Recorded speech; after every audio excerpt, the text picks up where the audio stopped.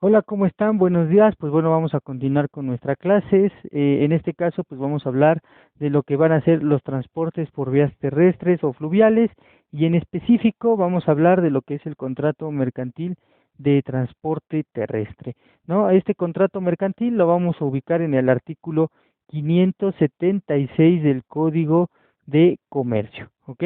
En este contrato de transporte por vía terrestre o fluvial de cualquier género, ¿no?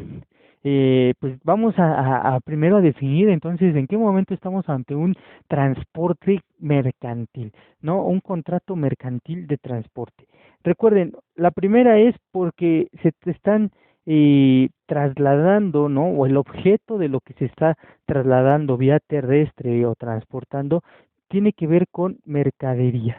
Cualquier tipo de mercadería, recuerda que la mercadería son todos aquellos bienes que están dentro del comercio y que en este sentido es importante que lo tengamos muy claro, ¿no?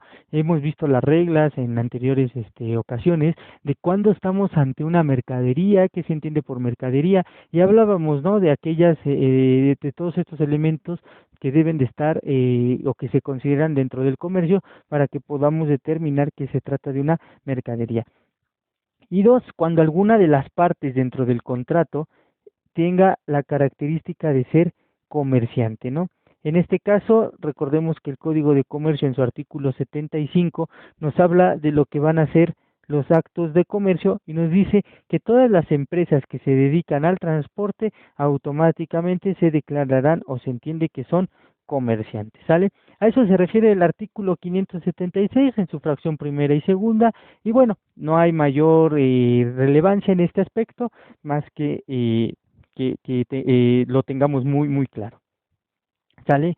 Entonces, recuerda, en los contratos, ¿no? La máxima o lo que rige a los contratos es la voluntad de las partes, salvo pacto en contrario, pues entonces se estará aplicando lo que disponga la ley y qué es lo que nosotros vamos a estar viendo en los próximos minutos, ¿no? ¿Qué sucede cuando existen ciertas dudas? ¿Cuáles son ciertas obligaciones? ¿Quién paga? ¿Cómo se va a pagar? Etcétera, etcétera, etcétera, ¿sale? Y bueno, entonces vamos a tener la circunstancia de que puede ocurrir que yo esté contratando a una empresa de transporte, pero la empresa de transporte, por obvias razones, a veces no puede cumplir. Vamos a suponer, esta persona soy yo, ¿no? Y yo contrato a una empresa para que me transporte ciertos bienes, pero esta persona a su vez subcontrata a otra persona para que transporte estos bienes, ¿ok? Entonces, ¿cuál es la obligación o de quién es la responsabilidad en caso de que haya algún problema? ¿De la primera relación o bien de esta segunda relación que yo no consentí? Sin embargo, esta persona fue la que al final tenía mis bienes y fue la que se equivocó. La ley nos dice en el artículo 577 como tal de que la obligación va a quedar entre los primeros que contrataron, ¿ok? A pesar de que ésta tenga la obligación, según el segundo párrafo del 577, de entregar la mercancía, la obligación va a subsistir entre los primeros que contratamos, ¿ok? Entonces, eso es algo muy importante que tenemos que tener en cuenta para que no vayamos a cometer algún error. Y ahora, ¿qué sucede cuando ya inició un viaje o lo cancelamos antes de que inicie? ¿Estoy obligado a pagar o no? Vamos a suponer como en el caso de los Uber, de que ya pedí mi viaje y ya no me quiero ir en el Uber, ¿sale? Entonces, ¿qué nos dice la ley? Nos dice que yo puedo rescindir antes o después mi contrato, ¿sale? Si es antes, ¿a qué estoy obligado? Y si es después, ¿a qué estoy obligado? Si es antes de que inicie el transporte terrestre de mercaderías, ¿no? No vamos no se pierdan en esta parte. A pesar de que yo les puse el caso del Uber, ¿no? Recuerden que Uber es una empresa que presta transporte, ¿sale? Entonces estaríamos hablando también de un transporte terrestre del ámbito mercantil, ¿ok? Para que no se vayan a ir con la finta de que Uber es de transporte civil para cuando estamos hablando de mercadería, ¿sale? Al final, Uber es una empresa que presta un servicio de transporte terrestre y por lo tanto está dentro de la legislación mercantil. Entonces, ¿qué sucede si yo antes de iniciar el viaje de mis mercaderías o de mí mismo decido cancelar? pues estaría obligado entonces a pagar el 50% del viaje. ¿Quién nos dice esto? Pues nos lo dice el artículo 578. Pero ¿qué sucede si ya completé el viaje y digo, oye, ¿sabes qué? Pues es que ya no tenía que venir, me equivoqué, ¿no? Ya me acordé que hoy estaba cerrada la escuela, pues ni modo voy a tener que pagar el 100% del viaje. ¿Ok? Entonces, esto está, creo que es bastante claro, no aplica mayor explicación, salvo que, reitero, el contrato nos diga otra cosa. ¿Ok? Y bueno, en estas circunstancias, pues las partes proporcionales serán las que se estarán cobrando en un momento determinado en ese sentido. Oye, pero ¿qué pasa durante el viaje? ¿Qué pasa en este caso? Pues tendré que pagar la parte proporcional del viaje, ¿ok? Oye, es que ya avanzamos la mitad, pues tendré que pagar la mitad del viaje. Ya lo vamos a acabar pues en el 80% del viaje y esto es lo que nos dice el artículo 580 del Código de Comercio, ¿ok? Y posteriormente vamos a llegar al artículo 581 de este código, de este mismo código, el cual nos va a decir que anteriormente había algo que se llamaba las cartas porte. Estas cartas de porte, como tal, tenían la característica de que, derivado de que no había tecnología para mandar la foto en cuestión de segundos y decirle, oye, te van a llegar unos productos, yo tenía que contratar a una persona, ¿no? Que hacía el transporte y esta persona que se va a llamar el portador, ¿no? Como tal, de ahí viene la palabra cartaporte, ¿no? El portador, ¿sí? De extender una carta de porte, ¿ok? Esta carta de porte como tal, ¿en qué consistía? Que en un momento determinado, esta persona le entregaba al cargador una serie de bienes. Por ejemplo, este es el cargador, este es el porteador y hay un tercero, ¿ok? Entonces este tercero está esperando los bienes que el cargador le está mandando por medio del porteador, ¿sale? Y entonces la carta se extendía de parte del porteador hacia el cargador para el efecto de que, para que el efecto de que él tuviera como una garantía de que esta persona lleva bienes, ¿no? Que le entregaron ciertos productos. Aquí se especificaban, ¿no? El precio, la fecha, el lugar de la entrega, el plazo en cuándo se debe de entregar, a quién se le va a entregar, que en este caso sería esta persona, ¿sale? Etcétera, etcétera. Y evidentemente, pues esta persona tenía una copia, ¿no? De ese documento. Entonces, ¿qué sucedía? Cuando llegaban al lugar de destino los bienes, esta persona tenía que mostrar la carta de porte. Pero ¿cómo la mostraba? Evidentemente, esta persona tenía que remitírsela a esta otra, para que esta persona pudiera en un momento determinado presentarse con el porteador y decirle, a ver, mira, yo soy la persona que viene a reclamar los bienes que esta persona te entregó. ¿Sí me explico? Entonces, en esta parte, la carta de porte, vamos a llamarlo así, era como el documento que daba la garantía, ¿sale? Evidentemente hoy en día ya está con la IFE de a ver tú quién eres, ¿no? Prácticamente tipo DHL, ¿no? Enséñame una identificación, te llamas tal, sí, perfecto, ¿no?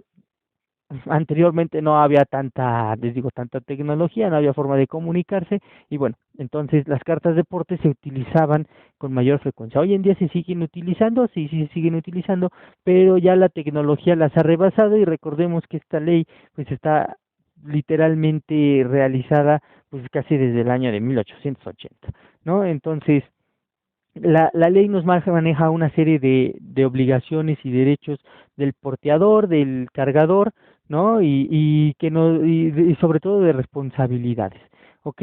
Pero y entonces, ¿cuál va a ser la responsabilidad de estas personas en esta relación de contrato terrestre, ¿no?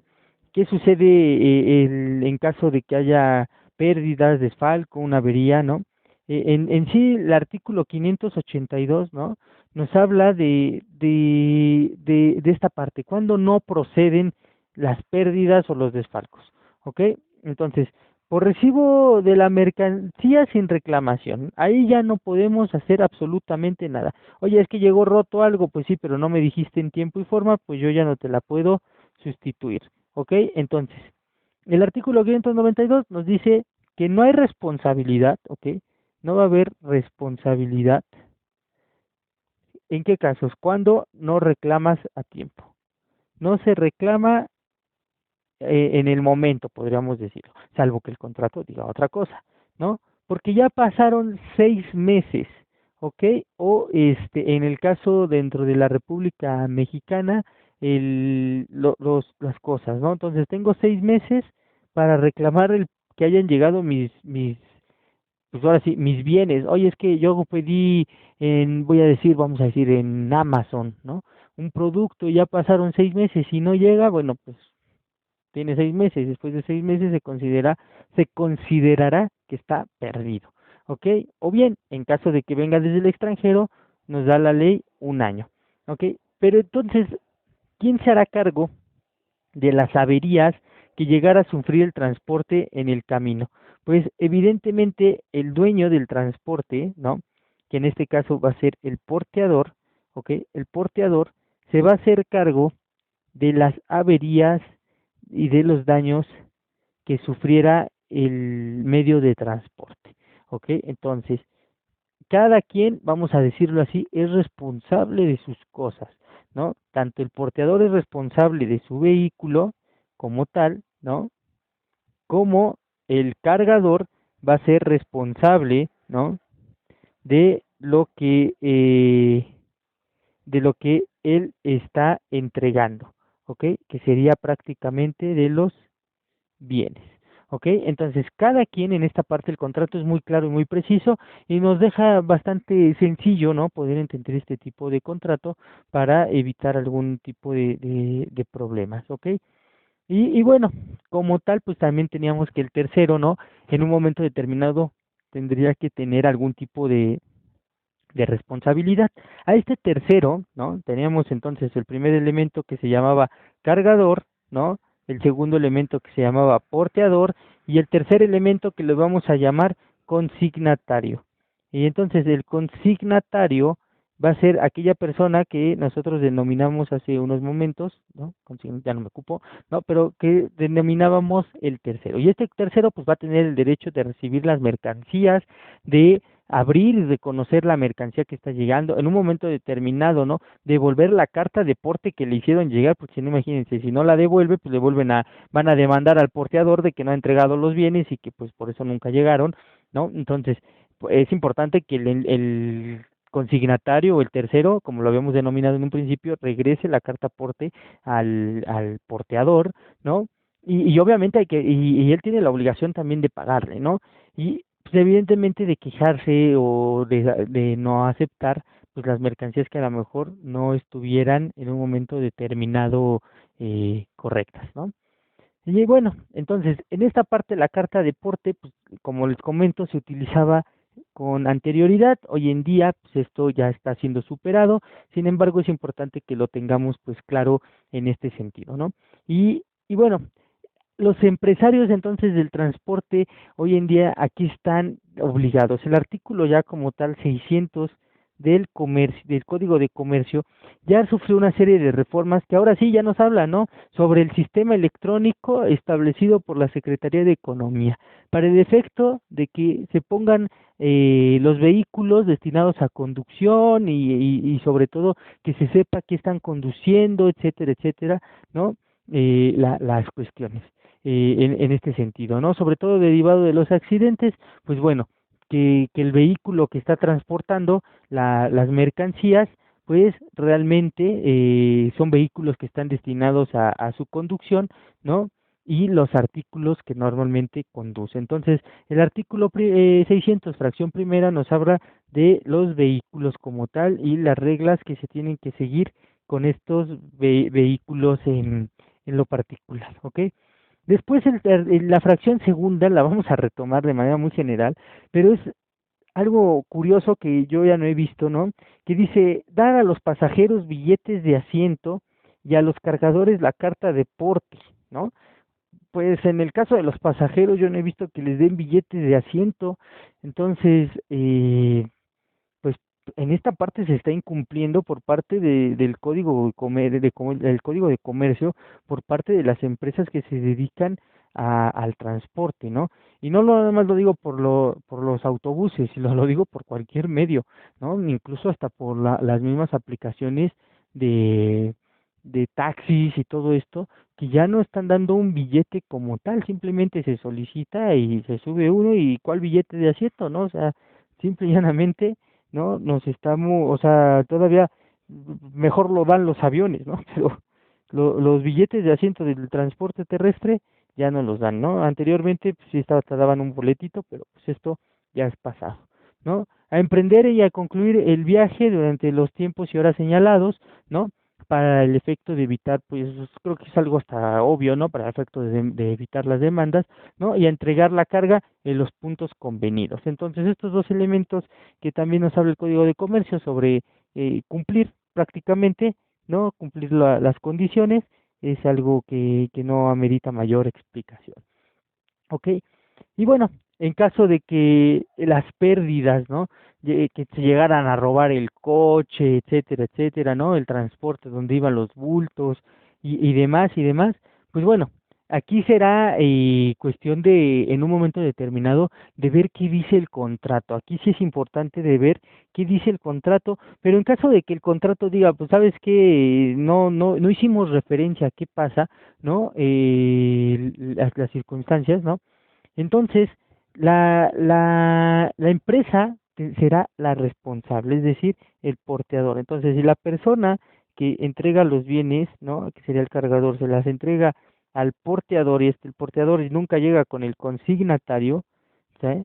Entonces, la persona que sufre el daño en este caso es el porteador y el porteador será responsable entonces de las pérdidas, de los daños, los perjuicios que se llegaran a causar, como te decía, salvo pacto en contrario dentro de lo que es el propio contrato o bien de que o en su momento el transporte no se verificó por causas imputables a la mejor al consignatario que no entregó la mercancía o que perdón, el cargador o que el consignatario simple y llanamente no llegó a recibirlos. Entonces, en ese caso, cada quien tendrá una responsabilidad diferente, pero en caso de que durante el viaje llegara a pasar algo, el responsable va a ser el porteador, salvo pacto en contrario. ¿Sale? En esta parte, pues bueno, el artículo 604, ya después de que nos menciona entonces que en un momento determinado que yo no me presente a solicitar la devolución de las mercancías, por ejemplo, en este caso de que el porteador no se presenta, pues la empresa tendrá todo el derecho y se librará de toda la responsabilidad, ¿no? De que pues el consignatario, perdón, no se presentó a recogerlas. Como te darás cuenta, nos habla de una serie de reglas que ya tendríamos que estar revisando en lo particular para poder entender en este sentido. Y bueno, vamos a ver a grosso modo lo que es la prenda mercantil, que si tú revisas en el artículo 605 ya está derogada. ¿Y por qué está derogada esta prenda mercantil? Pues porque ya la prenda mercantil, como lo hemos referido en anteriores clases, pues es una cuestión que tiene que ver también con lo que son las prendas de carácter civil. Y en sí, ¿qué es la prenda en sí? ¿No? Realmente la prenda es una forma de dejar como en garantía un cierto producto, ¿no? La acción y efecto de pignorar, ¿no? Como alguna vez les comentaba, ¿no? Entonces, la prenda es, yo te voy a dejar ciertos bienes, ¿no? Yo dejo ciertos bienes a cambio de que tú me entregues a mí una cantidad de dinero. Pero prácticamente estamos hablando de que estamos ante la presencia de una garantía de carácter general y civil. Si las partes son civiles, entonces estaríamos ante una prenda de carácter civil. Si estamos ante una cuestión donde una de las partes es mercantil y o es una empresa que permite la prenda, ¿no? Como esta del Monte de Piedad, etcétera, pues entonces estaríamos hablando de una prenda de carácter mercantil que bueno, está derogada en el código porque ya tiene su propia legislación en ese sentido, ¿no? Entonces, como tal, Pues la prenda mercantil, ¿no? O el contrato de prenda mercantil se nace de lo que es el Código Civil, ¿no? Que también nos habla de lo que es esta parte de las prendas, ¿no? Y en un momento determinado nos va a dar las generalidades de que existen ciertas reglas de cómo se tiene que pagar, ¿no? Nos va a dar tiempos, nos dice, pero esto se ve a nivel, valga, ¿no? En materia civil. Nosotros lo podríamos ver, pero como les he dicho, realmente la única diferencia está en el sujeto, en uno de los sujetos, ¿no? Pero para el efecto de no quitarles, ¿no? Lo que es la materia de contratos civiles, ¿no? Que viene más adelante, nosotros nomás lo vamos a ver de forma muy general esta parte. Entonces, la prenda se entrega por bienes a cambio de dinero, se establecen tiempos en esta parte, se establece el precio, ¿no? De que fue el préstamo, por así llamarlo, ¿no? La garantía. ¿Qué sucede en caso de que yo no pague esa garantía en tiempo y forma? Pues evidentemente las tendrá que vender esta parte para recuperar un poco del dinero, ¿no? Y bueno, la cuestión de que tengo que pagar, y esto sí hace algo importante, tengo que pagar lo que me prestaron más un IVA, ¿no? Más las comisiones de la empresa. O sea, si se dan cuenta, no es algo sencillo ir a ignorar, que es lo que decía, ¿no? Es la acción-efecto de dejar en el empeño, ¿no? En dejar de prenda algún bien, ¿ok?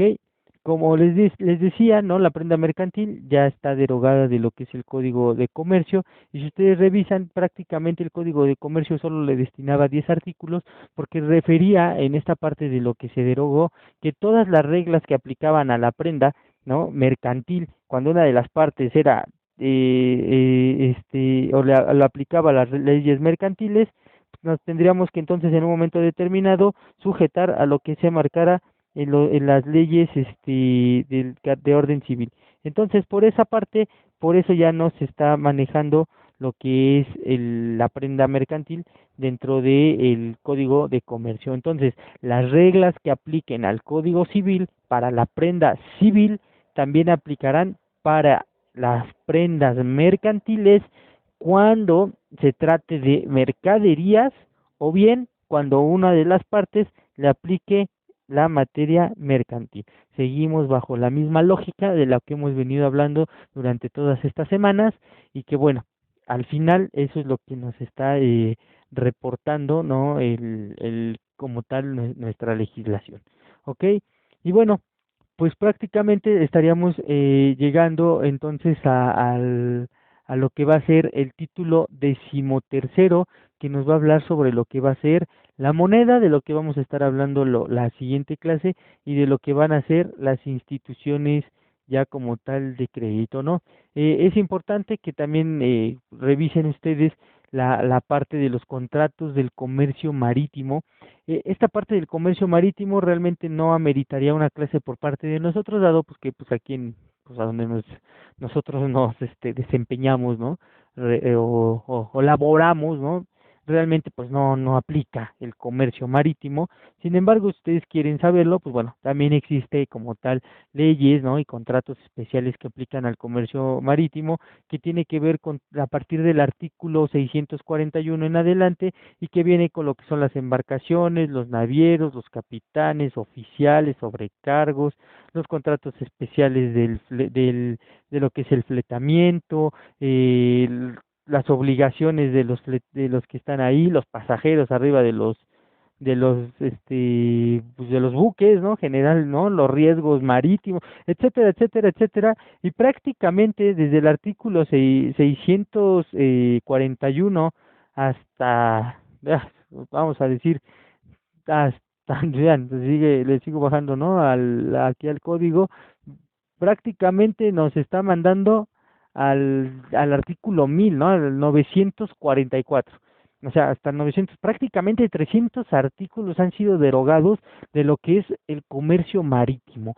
Entonces, en esta parte nosotros no la vamos a tocar para no mezclar alguna cuestión. Y mejor la siguiente clase vamos a hablar de lo que es la moneda y vamos a entrar de lleno a lo que son ya las quiebras.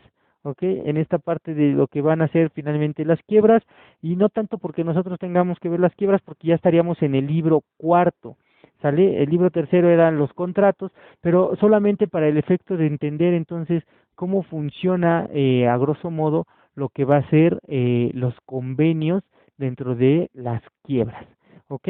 Y bueno, espero que entonces esta clase pues les haya quedado un poquito claro. Si tienen alguna duda o comentario, pues está el foro ahí abierto, que nos piden que sea por medio de foro, y si no también por mensaje, no tengo ningún problema para que podamos tener esta cuestión de contacto.